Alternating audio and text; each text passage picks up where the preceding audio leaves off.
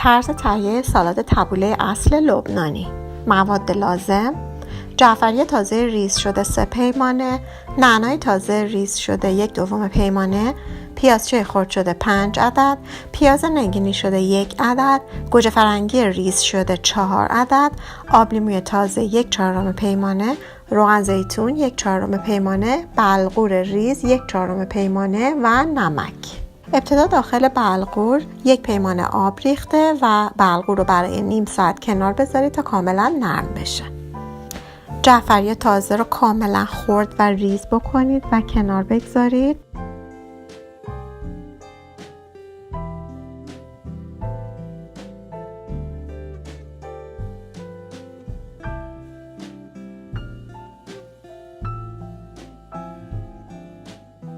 همچنین نعنا رو کاملا ریز بکنید و کنار بگذارید.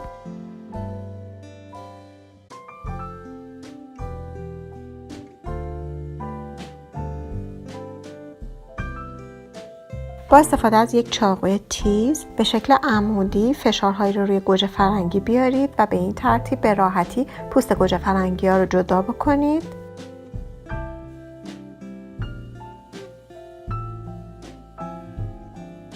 سپس گوجه فرنگی رو باز کرده و دونه های اون رو کاملا بیرون بیارید.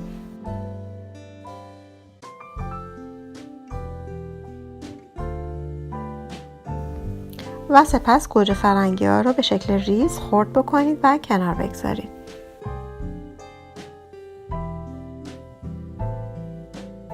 بعد از نیم ساعت بلغور رو آبکش بکنید.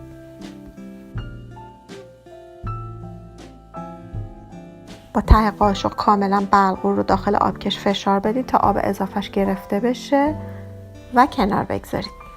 در یک ظرف جداگانه جعفری رو اضافه بکنید. پیازچه رو اضافه بکنید. نعنا رو اضافه بکنید.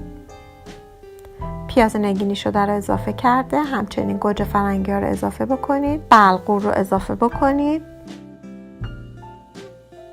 روغن زیتون و آب لیمو رو نیز اضافه کرده به میزان لازم نمک اضافه بکنید و مواد رو کاملا با هم مخلوط بکنید.